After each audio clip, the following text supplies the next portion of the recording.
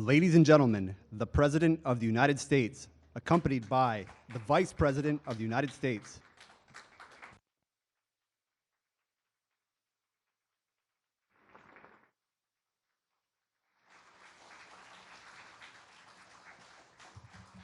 Thank you very much, everybody. Please. Thank you. You definitely have plenty of distancing. I've never seen distancing like that. That's really very impressive. And welcome to the Rose Garden as we take powerful action to lower health care costs for America's seniors. Today, I'm proud to announce that we have reached a breakthrough agreement to dramatically slash the out-of-pocket cost of insulin. You know what's happened to insulin over the years, right? Through the roof. Insulin, so many people, so necessary. For hundreds and thousands of seniors enrolled in Medicare, that's a big deal. Participating plans will cap cost at just $35 a month per type of insulin, and some plans may offer it free. So for everybody that was getting ripped off and paying tremendous prices, senior citizens, and Seema, I want to thank you because you brought this to my attention a long time ago, and you worked very hard on this day, and the press won't even cover it, but they'll cover things that are unimportant. But this is a big day for seniors. This is a tremendous saving, and it allows people that, you know, if you don't take insulin, I just wrote this down, go blind, stroke, amputation, kidney failure, and other things. So we're getting it down $35 per month, and it would be anywhere from $50 to $150 to over $200 a month. So it's a massive cut, I guess 60, 70%. Nobody's seen anything like this for a long time. Sleepy Joe can't do this, that I can tell you. In fact, it was his problem with Obamacare that caused part of your problem. This will save impacted Americans an average of minimum $446 just on insulin costs a year. We're pleased to be joined by Vice President Mike Pence and Surgeon General Jerome Adams. I also want to thank Seema again. Thank you very much for the job you've done, helping achieve the incredible victory for Medicare patients nationwide. In the past, Obamacare prevented insurance providers from competing to offer lower costs for seniors. There was no competition, there was no anything, and they ran away with what took place, and the seniors were horribly hurt. Many people couldn't take insulin, they couldn't even think about it. As a result, Medicare beneficiaries with prescription drug coverage paid an average of $675 for a year's supply of insulin, and sometimes as high as $1,500.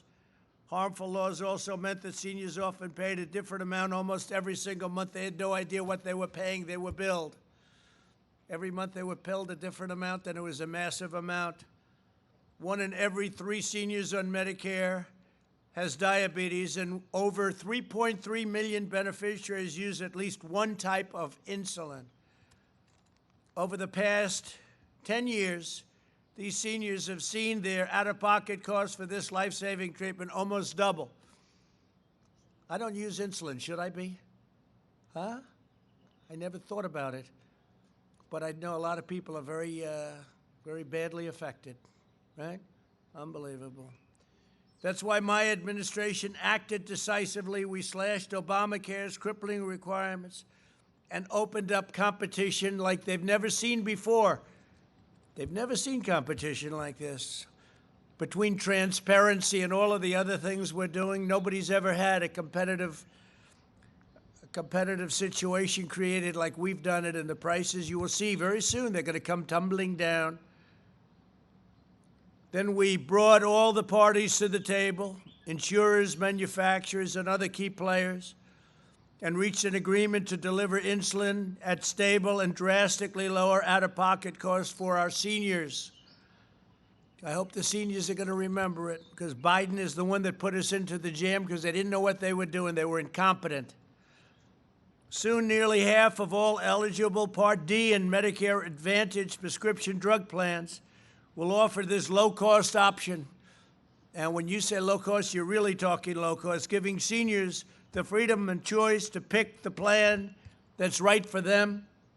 Nothing will ever stop me from fulfilling my solemn duty to America's seniors. I'll use every power at my disposal to lower drug prices, and my administration will always protect Medicare and Social Security. And by the way, pre-existing conditions. And we got rid of the individual mandate, which is a disaster. The worst part of Obamacare was the individual mandate. When we got rid of the individual mandate, essentially we got rid of Obamacare, if you want to know the truth. You can say that in the truest form. But we got rid of a horrible, horrible condition called the individual mandate. But we'll always protect you on pre-existing conditions, much more so than the Democrats. Here with us today is Bruce Broussard, President and CEO of a big, powerful healthcare company, Humana. And I'd like to have Bruce come up and say a few words, please. Bruce, thank you. That's a big company. Look how young he is, too. That's very young to be running such a big company. Well, thank you very much, Mr. President. Thank you, Bruce. Well, I speak on behalf of our 50,000 teammates that work at Humana, that we are thankful of being here and honored. The demo that you were describing just recently is an example of the strength of public-private partnerships and dealing with large issues such as the affordability of prescription drugs. And insulin is by far the one that is used the most. Another great example of that is the response to COVID and the crisis. And I think about one of our customers, Gwen, that just recently we served, that was blind, did not have access to food. No one could support her because no one was in the vicinity to help her. And in addition, didn't have access to her prescriptions. And through a strong private-public partnership, we were able to offer her food and prescriptions delivered to her home. So I want to thank the administration for continuing to pick on large issues like this and bringing in the private enterprise to assist in that. So thank you, Seema, and everything you've done. So thank you. What a job you've done, too. Really an amazing job. And thank you. You're also in the right business, right? Well, if we can help any senior, we're always in the right business. That's good. That's good. Oh, you've really helped, and we appreciate it very much. Thank you, Bruce. We're also joined by Tracy Brown, the CEO of American Diabetes Association, and a lot of bad things can happen without insulin in terms of diabetes and other things. Please, Tracy. Thank you very much. Hi, Tracy. Thank you, Mr. President. Thank you, Administrator Verma, for making this afternoon one that we can focus on the 34 million Americans like myself who's living with diabetes, 7 million of which need insulin to live. 25% of these individuals have told us that they ration or skip doses of their medicine because they simply cannot afford it.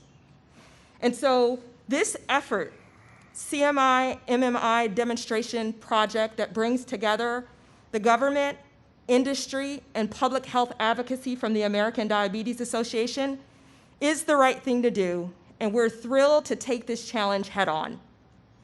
Today, together, we are helping millions of seniors access insulin affordably. This is a very big deal.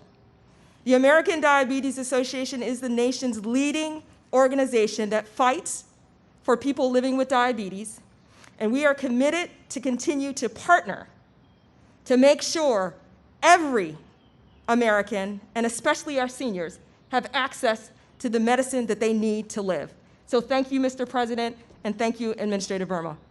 So, Tracy, are you surprised at how much we've gotten the price down, to what extent, and to the level that we brought it down to? This is a very exciting day for people living with diabetes, and so any step to bring this lower is a good news. We know that we need to do more, but I'm so confident that together we are going to be able to help all people living with diabetes thrive. Good. Thank you very much. Appreciate it, Tracy. I'd like to also invite up David Ricks, Chairman and CEO of Eli Lilly and Company, a very big and a very great company. Please, there's another young guy. Thank you, Mr. Thank you President. very much, David. Pleasure to be here. Really an honor to be a part of this announcement to improve the lives of so many patients who live with diabetes in our Part D program. For several years, Lilly's worked hard to improve insulin affordability, and this has been a missing piece that's now been filled in by the great collaboration from our plan companies like Bruce's who are here, Seema Verma, your administration, Vice President Pence, President Trump. Thank you for your leadership to make this happen. This is the kind of collaboration that solves real problems for people with serious issues like diabetes. Today, if you take Lilly insulin, you will not pay more than $35 except for in the Part D program. And we're pleased to add this missing part to that equation so that starting next year, seniors will benefit from that same savings level, just a little bit more than $1 a day for insulin. That same spirit of collaboration is also being applied to collaboration around COVID-19. And I think everyone's aware that there's thousands of scientists working in our industry, along with NIH and other experts, to speed around-the-clock new therapies for patients suffering from COVID-19 and to arrest and extinguish this pandemic. I've never been more proud to be a part of that effort as well, and this same spirit of collaboration is being applied in that incredibly important crisis as well. Together, by working together, I think we proved today we can solve long-term problems, and I hope I can come back someday and show that we've solved the immediate problem of COVID-19 working as an industry along with government. So thanks for having me here today. Good, and I Appreciate think it. we will. Thank you very much. Thanks, David. Appreciate it. Really good job. I also want to thank the companies with us today for rising to the occasion in our fight against the invisible enemy. Humana and other insurers have agreed to waive copays, which is a very great thing to do. It's a big deal. Thank you very much. Coinsurance, deductibles, coronavirus treatments for most enrollees. I mean, what they did is really, people that aren't in the business or even in business, period, they wouldn't realize how big a thing that is, but it's a very big thing, and we appreciate it very much. Coronavirus treatment for most enrollees has been, we've been moving along and we're doing well. We're going to be reporting on it in just a second. Sanofi is working at breakneck speed to create a vaccine. Eli Lilly has been developing therapeutics for coronavirus and expanding a free drive-through testing operations, and thank you all for the work. It's been great. We're battling the virus on every front, speeding relief to our workers and pursuing therapies and vaccines at record speed. We have many companies right now, I think we can say very far down the line on vaccines and therapeutics and cures, frankly. I think cures are going to be in there very shortly. Manufacturing vast quantities and medical equipment, supplies, all of the different things that you need. We've energized our military. Our military is ready logistically to go out and distribute whatever it is we come up with, and I think we're going to come up with a lot. I think we're going to have therapeutic remedies, and I think we're going to have vaccines very shortly. I've been saying it very shortly. I think I'll be proven correct. If I'm not, I'm sure the media will let us know about it. We're safely reopening our country while aggressively protecting the vulnerable, especially our seniors. We're telling our seniors to stay back a little bit, stay back, let this thing pass. We're not only keeping older Americans safe from the virus, we're also ensuring that they have the best medical care on earth at a price that they can afford. That's what happened with insulin. Nobody can believe it when they hear the price for the insulin. It's been an amazing difference, and Seema's going to be talking about that. That's not just like a 10% drop or a 5% drop, which by itself would be good. That's a big drop. That's a really big drop.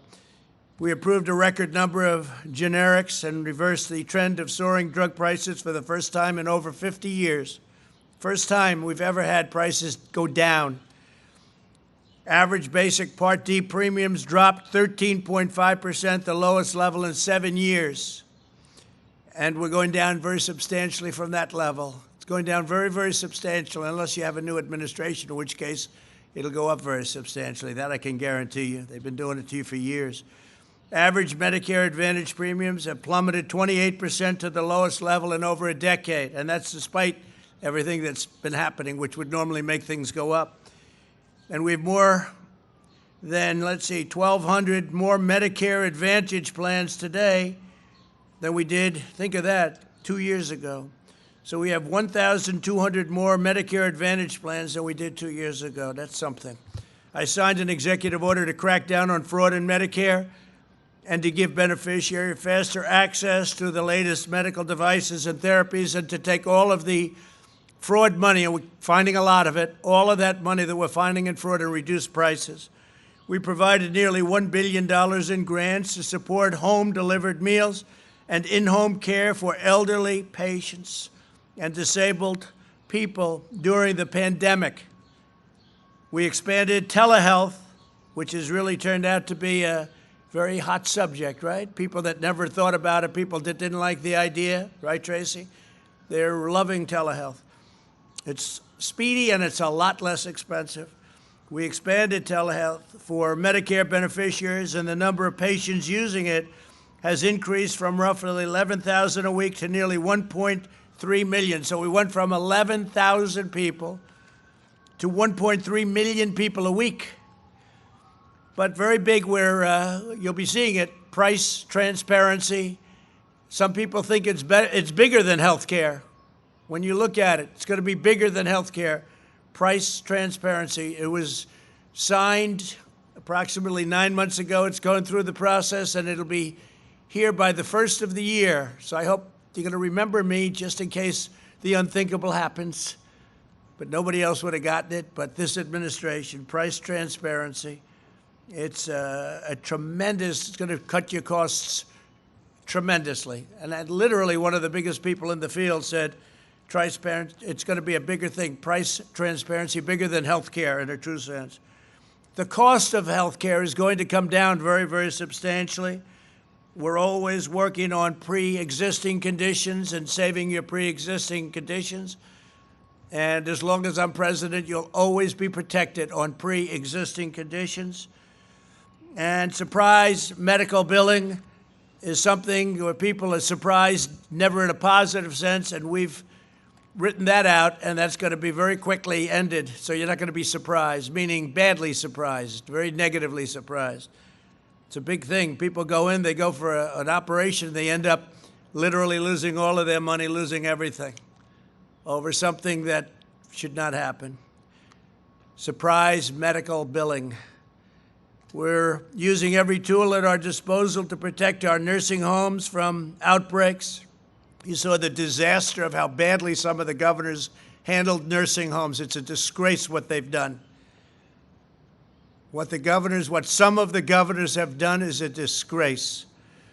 We provided states more resources to step up inspections, added shipments of personal protective equipment to all 15,400 Medicaid and Medicare certified nursing homes, and issued a strict new guideline that every nursing home resident and staffer be tested immediately, and that all staff be tested weekly. So we're making it very, very tough. Every day of my administration, we're fighting for our seniors like never before. Our seniors are very special people. All of our citizens are special, but our seniors, would have to take care of our seniors.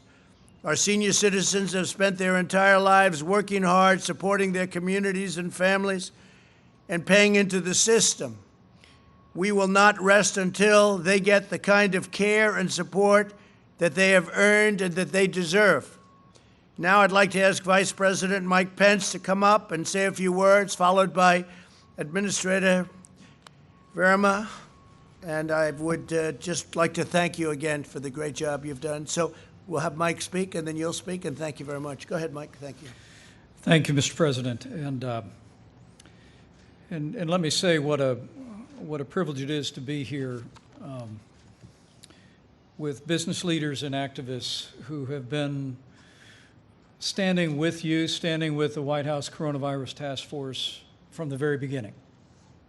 It truly has been a public-private partnership that's marshaled not just a whole-of-government approach, but a whole-of-America approach. And we see that evident today in this historic step for America's seniors And let me join the President in expressing our profound gratitude to the servant heart that each one of you have brought and all of your employees have brought. The importance of today's announcement cannot be overstated, Mr. President. As you observed early on, we recognized that the coronavirus represented a particular threat to seniors with underlying health conditions, and diabetes being among them. And today's step ensures that as we continue to work to safely reopen our country, we're going to make sure that our seniors have access to affordable health care, to insulin and treatment, to be able to meet that moment along with us.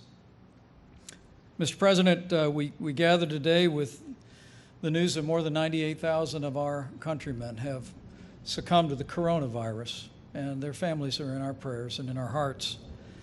But because of the cooperation and the compassion of the American people who have heeded your guidelines for America, who have listened and continue to listen to state and local authorities, we know that there are tens of thousands of American families that have been spared that heartbreak and loss. And we express our gratitude to the American people for your incredible cooperation, the social distancing, the steps that you have embraced, the way you have been willing to forfeit aspects of your personal freedom to put the health of others first. But the good news is, Mr. President, that because of the steps the American people have taken, heeding your leadership and the guidance of state and local officials, we're getting there. And we're starting to reopen America as we speak in a safe and responsible way. In fact, Mr. President, every state in the nation has now taken at least some steps to reopen their economies. 52 states and territories have opened retail, curbside to go with reduced capacity. 44 states, we're glad to note, have opened up elective medical procedures in hospitals and clinics around the state. 38 states and territories have reopened personal care under strict hygiene protocols. 37 states have reopened restaurants. 34 states have reopened non-essential businesses, and the list goes on. And I think most meaningful to you, Mr. President, is so far 30 states and territories have reopened houses of worship under guidance of reduced capacity while allowing people to come back together in fellowship and prayer. This has all been made possible because of the whole of government, a whole of America approach, Mr. President, that you initiated when you launched the White House Coronavirus Task Force back in January. And before I step down, let me at least share a few encouraging words that we shared with America's governors today about the progress that we all have been making. Because to continue to safely reopen, we believe it's absolutely essential that we increase visibility by expanding testing across the country so that we can ensure that, that we can identify outbreaks where they occur. It's interesting, as you watch the daily numbers, new cases are declining around the country, and even more dramatically when you realize that a significant portion of new cases every day are actually in outbreaks in specific businesses or, as we've discussed today, in nursing homes or in meatpacking plants. But I'm proud to report, Mr. President, because of the partnership that you forged with commercial laboratories around the country, 14.1 million tests have been performed. And I heard again today from governors across America how they have been, in many cases, exceeding the demand in the testing that they've made available. In fact, Governor Phil Murphy of New Jersey informed me that he had promised the people of New Jersey that he would be doing 20,000 tests a day. But in partnership with the federal government, as we've been providing testing supplies and accessing resources, he told me that they actually cleared 30,000 tests a day in New Jersey. And most importantly, in that state, where at one point nearly 40% of those tested had tested positive for the coronavirus, and now the governor of New Jersey informed us that they're less than 5%. But they're hardly alone, Mr. President. 42 states are now testing at less than 10% positive rate, and 20 states are testing at less than 5% a positive rate. The reality is that now all 50 states, with the support that we've been providing, sending swabs and test tubes and medium on a weekly basis at your direction, now all 50 states have tested more than 2% of their population, giving us a much greater capacity to identify outbreaks as they occur and protect our citizens. And the progress in evidence is clear. All across America, we see hospitalizations continuing to decline. New hospitalizations have declined steadily in the chart that you see before you from April until today. And most importantly, while the president often says that one loss is too many, we welcome word that fatalities are declining precipitously all across the country. In fact, yesterday in America, there were just 505 Americans who succumbed to the coronavirus. And that number we hadn't seen that number in daily losses since March. The reality is, because of the cooperation and the compassion of the American people, we're getting there. We're getting there, America. And Mr. President, at your direction, we're going to continue to work closely with states around the country to expand testing and resources. We're going to continue to make sure personal protective equipment flows. But finally, what we're going to continue to do is focus on the most vulnerable. Even as we begin to see evidence that we are starting to put this coronavirus epidemic in the past, all the more we are going to continue to surge the resources and surge the kind of testing and partnership with states and healthcare providers to ensure that our seniors and anyone with an underlying immune deficiency, anyone that's vulnerable to the coronavirus, is immediately identified and protected by every measure that's possible. So, Mr. President, I thank you for the opportunity. We heard great enthusiasm from governors all across the country in both political parties today. We're making great progress, and I truly do believe that with the continued partnership that we have forged with state and local governments, with the tremendous efforts of our healthcare workers around America, and with God's help, we will reopen America. And we will continue to reopen our country safely and protect our most vulnerable as we do. So thank you, Mr. President. Thank you, Mike, very much. And I think I'll just add on to what Mike said. If we didn't act quickly and smartly, we would have had, in my opinion and in the opinion of others, anywhere from 10 to 20 and maybe even 25 times the number of deaths. We closed the border to China, meaning we put on the ban, people coming in from China. That was a very big moment. As Dr. Fauci said, we saved thousands and thousands of lives when we did that. And that's true, but I think we would have had anywhere from 10 to 20 or 25 times the number of deaths if we didn't act the way we did, and also if we didn't act swiftly. So we're very proud of our team and our task force, and Mike, great job. Seema, please. Good afternoon. I want to start with thanking the one person that's responsible for today's announcement, and that's President Trump. He's been steadfast in his commitment to lowering the cost of drugs and protecting the Medicare program and making sure it works best for seniors. The president also knows that it's the free market that leverages competition and negotiation, that is what can lower cost and improve quality for the American patient. And because of that, we've been working to slash Medicare's anti-competitive regulations, and it's worked. In the Medicare Part D program, as the president said, we are seeing low premiums, a 7-year low. And in the Medicare Advantage program, we're seeing a 13-year low in premiums. So we're putting money back in the pockets of seniors. And that means $3 billion in savings for patients and $6 billion in savings for taxpayers. And in absence of a congressional solution, we applied those same principles to lowering the cost of insulin. We are waiving Obamacare laws that disincentivize plans from lowering cost sharing for our Medicare beneficiaries. And this is important because we know that beneficiaries struggle to pay their insulin costs. It's patients like Cindy from Rochester, New York. She told us that the high cost of insulin has impacted her health and that she's been forced to ration her insulin. She said, "I know that it's not good at all for my health, and I'm sure that I've affected some organs negatively because of that lack of money to purchase insulin."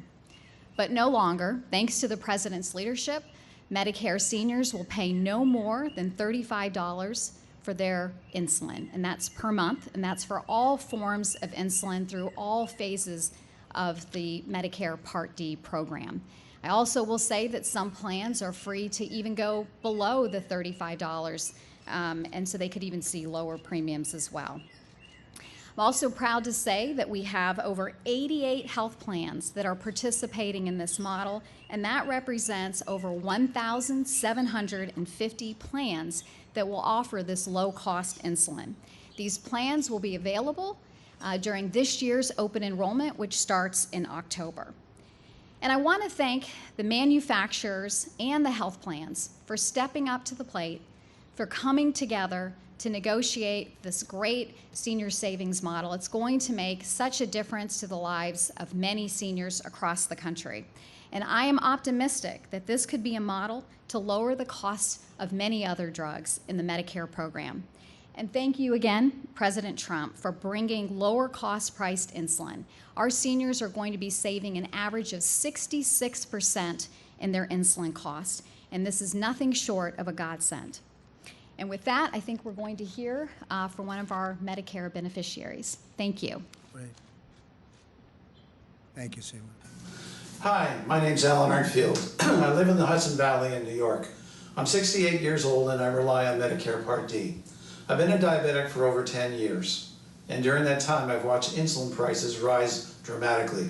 I pay $400 a month now for insulin. I appreciate President Trump putting a policy in place that will help people like myself for the future as far as insulin products. Thank you. That's very nice. And many, many people feel the same way. They can't actually believe it. $35 and less. And less. And they were being ripped off at a level that nobody's seen before. But that's true with a lot of other things, and we're taking care of them too. So I want to thank everybody for being here, in particular these great executives. Thank you very much. Thank you very much. You were very impressive in your speech, by the way. Thank you very much. John, please. Mr. President, can you tell us what you plan to do regarding sanctions against China for its pending actions against Hong Kong? And do you also intend to put restrictions on F and J visas for students and researchers coming into the United States from China? Your question's early. We're doing it now. We're doing something now. I think you'll find it very interesting, but I won't be talking about it today. I'll be talking about it over the next couple of days, John. Okay? But it's a very important question. Yes, please. Anybody? Yeah, please. Mr. President, two questions about a couple of things you've tweeted about in the last few days. Were you meaning to criticize Vice President Biden for wearing a mask yesterday? And can you explain why you've been tweeting about a conspiracy theory that has been proven to not be true? No, Biden can wear a mask, but he was standing outside with his wife, perfect conditions, perfect weather. They're inside, they don't wear masks, and so I thought it was very unusual that he had one on. But I thought that was fine. I wasn't criticizing him at all. Why would I ever do a thing like that? And your second question was? I couldn't hear you. Can you take it off because I cannot hear you? I'll just speak louder, sir. Oh, okay, good. You want to be politically correct. Go ahead. No, sir, I just want to wear the mask. Go ahead. The second question was about your tweets about the woman who died, who you're suggesting that Joe Scarborough was responsible. Yeah, a lot of people suggest that. And hopefully someday people are going to find out. Certainly a very suspicious situation, very sad and very suspicious. Question, please? I asked you not to tweet about it anymore, sir. Mr. President, though, have you seen the letter that was written by her husband begging Twitter to delete your tweets, talking about how hard it's been for his family, for him to deal with that? But I'm sure that ultimately they want to get to the bottom of it, and it's a very serious situation. I also saw a clip with Joe and Imus where they were having a lot of fun at her expense and I thought it was totally inappropriate. No, it's a very suspicious thing, and I hope somebody gets to the bottom of it. It'll be a very good thing. As you know, there's no statute of limitations, so it would be a very good thing to do. Okay, who's next? Any questions on insulin? Yeah, please. Mr. President, there's a bill in Congress that that's related to the Uyghurs. It passed the Senate. It's going to be up in the House. Are you willing to sign that? We're taking a look at it very strongly. They're going to report this afternoon. I'll be looking at it this afternoon. Something special that you mentioned on China, does that include sanctions? No, or does that? It's something you're going to be hearing about before the end of the week. Very powerfully, I think. Yeah, please. Yeah. Is there any reason why someone who does not have diabetes would take insulin? Is there any sort of medical reason for that? I could ask that question to anybody like to discuss that. Do you want to discuss it? Please, go ahead. Do you know the answer? Either one of you or both. Come on, let's get these highly paid executives up here to give the answer. Seema? Please, Jerome. We picked a good one. We got it right. Well, thank you, Mr. President. Thank you. And I think it's important for everyone to know that, as Tracy Brown highlighted earlier, 1 in 3 Americans is actually either diabetic or pre-diabetic. And I would encourage folks to go to diabetes.org/risk-test. So diabetes.org/risk-test to find out if you are at risk for diabetes. As far as insulin goes, we know that, again, 7 million people actually are dependent on insulin. We know that from a type 1 diabetes standpoint, 1.6 million Americans have type 1 diabetes, and most all of them are dependent on insulin. Your body, Mr. President, actually makes insulin endogenously, and people such as you and I, we make our own insulin. So yes, we do utilize insulin, but we make it ourselves. Other people who have diabetes oftentimes need exogenous insulin made by many of these great manufacturers here so that they can be healthy and live long and successful lives. And make no mistake about it, if they can get affordable insulin, they can live a long and healthy life. And that's what we're here for today. Today is a very important day. It is a monumental day because, Tracy, we've been working for years to try to address the price of insulin. For years. This is an important day, and I want to thank you, Mr. President, and I want to thank all the people here for making that insulin affordable to more people. Thank you very much. And Tracy, do you agree with that? And the question I found to be a very interesting one, but is that an unusual question or an unusual circumstance?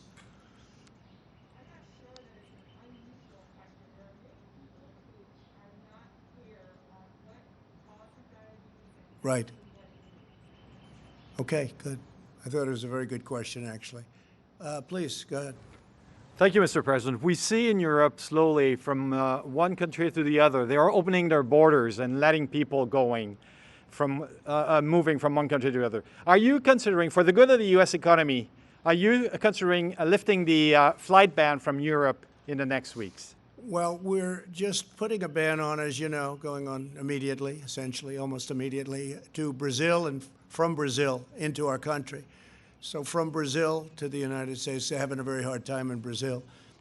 We'll be doing certain announcements on other countries, including Europe, as we move along, and where they're making progress, we'll start to open it up, but only where they're making progress. They're making some good progress.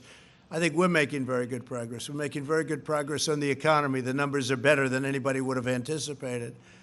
And certainly I think that's been reflected in the stock market, which had a very big day, and it's over 25,000.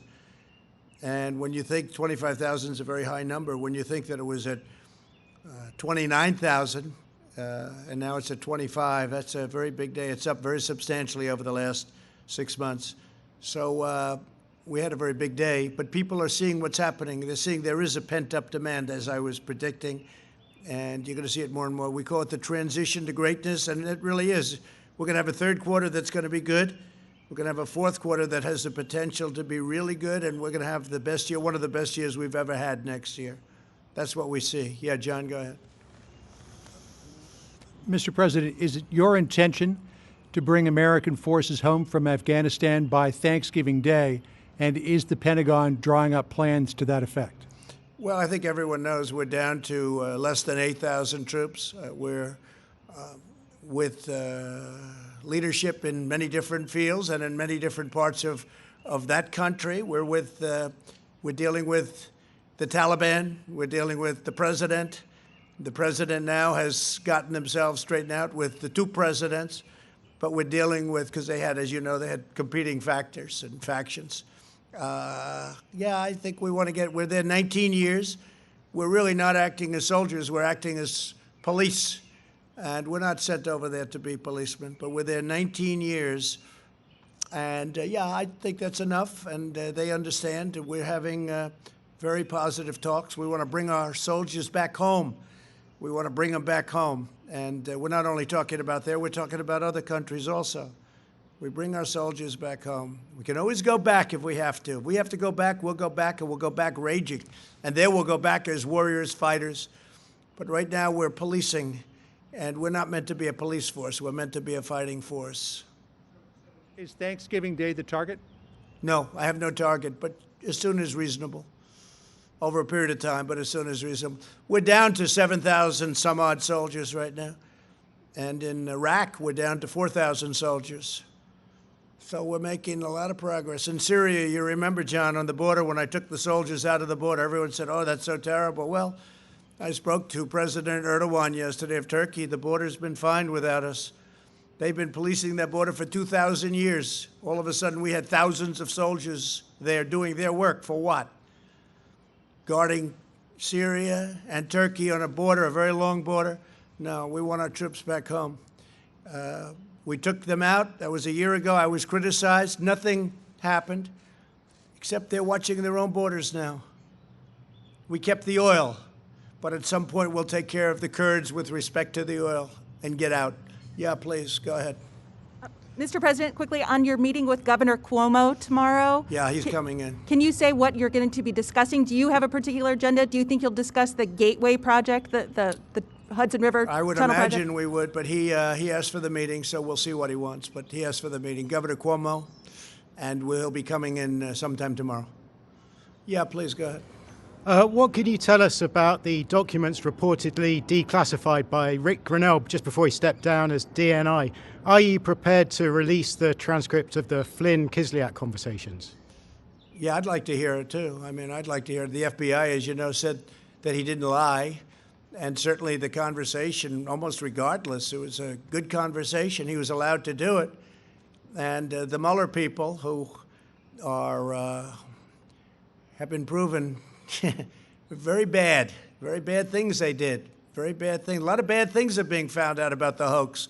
Greatest hoax in the history of our country.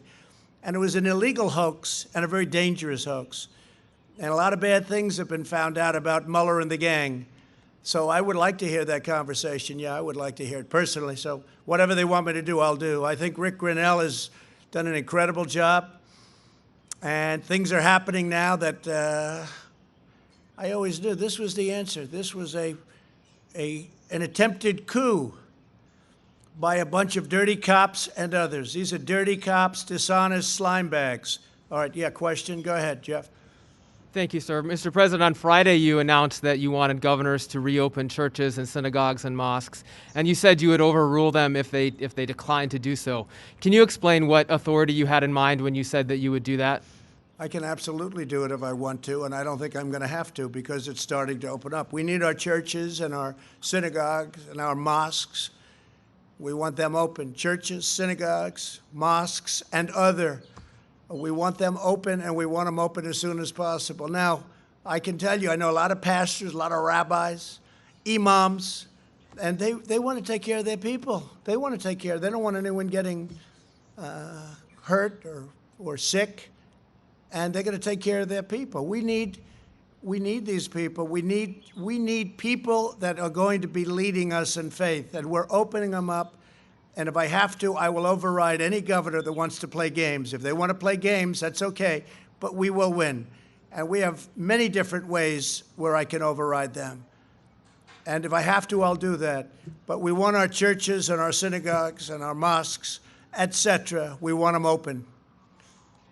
Now, there may be some areas, by the way, where the pastor or whoever may feel that it's not quite ready, and that's okay. That's okay. But let that be the choice of the congregation and the pastor. John, go ahead. Mr. President, how long will you give North Carolina Governor Roy Cooper to provide you with the information that you and the RNC are asking for before you decide to look elsewhere for a venue for the RNC convention in August?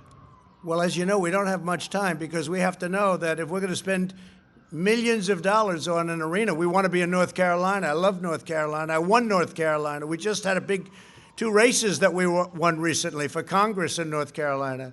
2 very big races that the press didn't want to report on. If we would have lost them, it would have been the biggest story in political history.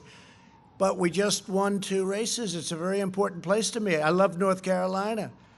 In fact, my son, Eric, and Laura named a baby Carolina and came from, I think, both, but she was born in North Carolina, as you know, Laura. So it's a very important place to me.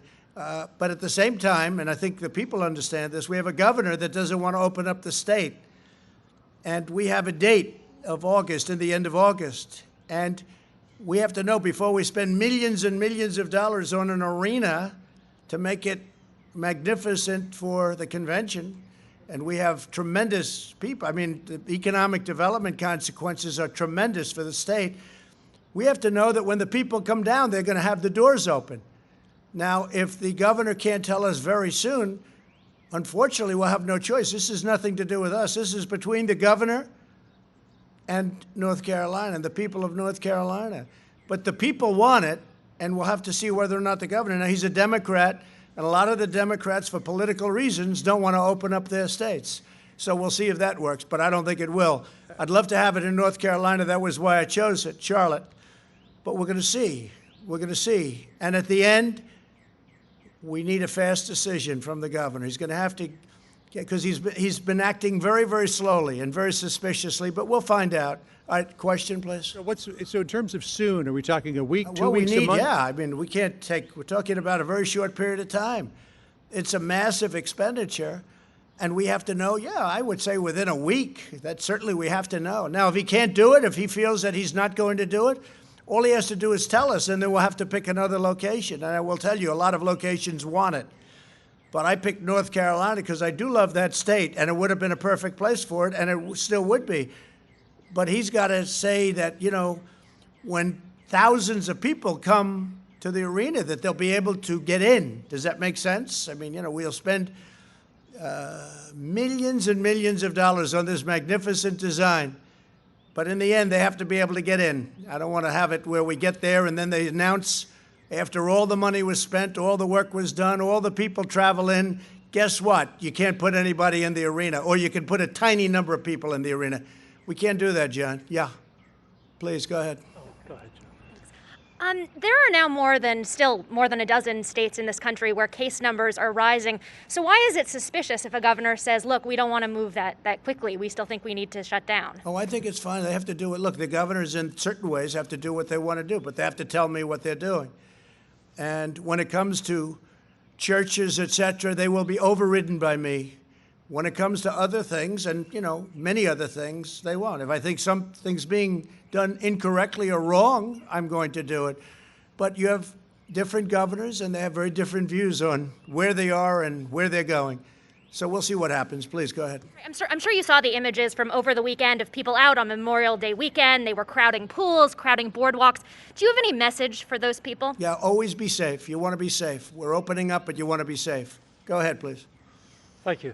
About mail-in voting, you've been speaking out against that a lot. You mean mail-in voting? Yeah, you've been speaking a lot about that. Yeah. Why should somebody who is afraid of getting coronavirus, going to public places, standing in a line, etc., why should they Why should they not be allowed to do mail-in? Well, that's going to be in a long time from now. Number one, it's quite a ways away. Number one, but when you do all mail-in voting ballots, you're asking for fraud. People steal them out of mailboxes. People print them, and then they sign them, and they give them in. And the people don't even know where they're double counted. People take them away. They force people to vote. They harvest. You know what harvesting is? They take many, many ballots, and they put them all together, and then they just dump them, and nobody has any idea whether they're crooked or not. Look, you do mail-in voting. Now, it's another thing to do absentee voting. Or if somebody has a medical condition where they go through a process and they get an absentee ballot, that's okay, that's different. But in California, the governor sent, I hear, or is sending, millions of ballots all over the state, millions, to anybody,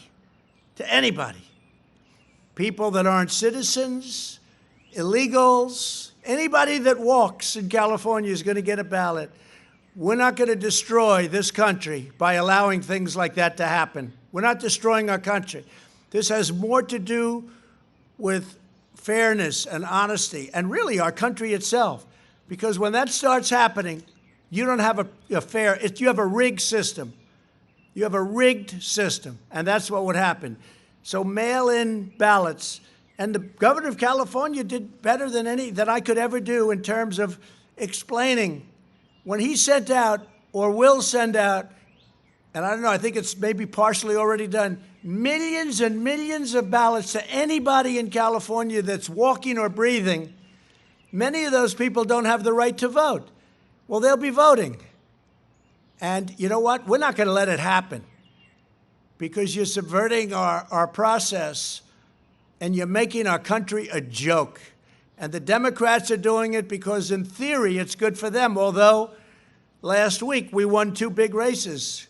We won in Wisconsin and one in California. California 25. We won a tremendous race in California. That was interesting because at the end of the race, they brought in the Democrats, Democrat governor, same governor, he brought in voting booths, not mail-in voting booths, because they were losing. They saw that through the ballots. But no, you can't do that. You can't do the mail-in ballots because you're going to have tremendous fraud. And remember what I said. They'll be grabbing them from mailboxes. They'll even be printing them. They'll use the same paper, the same machines, and they'll be printing ballots illegally. And they'll be sending them in by the hundreds of thousands, and nobody's going to know the difference. We can't do that. You want to vote, you really have to. Absentee is okay. You're sick. You're away. As an example, I have to do an absentee because I'm voting in Florida, and I happen to be president. I live in that very beautiful house over there that's painted white. So that's okay. And it's okay for people that are sick and they can't get up, something, something. But voting is a great honor. It's a great honor. And people love to go out and vote. And I want to keep it that way. And if we don't keep it that way, we'll have nothing but a rigged system in this country. We can't do that. Thank you very much, everybody. Thank you.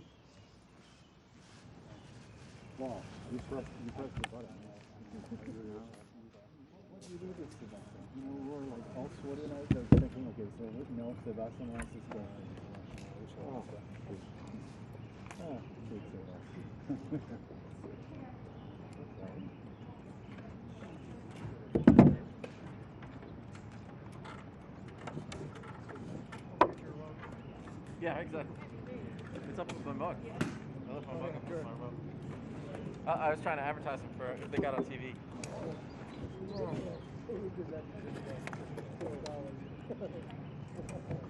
Almost an hour.